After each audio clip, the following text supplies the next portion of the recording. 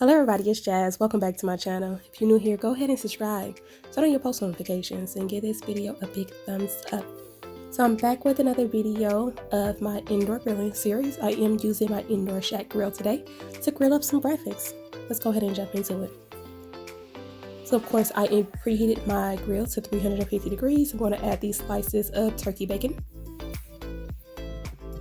I'm going to let them go ahead and cook, and I'm going to flip them over midway.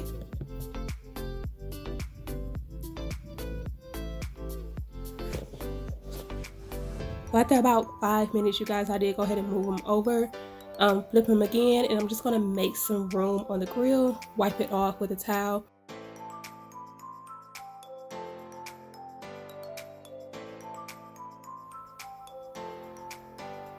Okay, so I'm going to go ahead and crack an egg to make a fried egg, or should I say a grilled egg, but it's going to be just like a fried egg, or my grandma used to call them a flip over egg.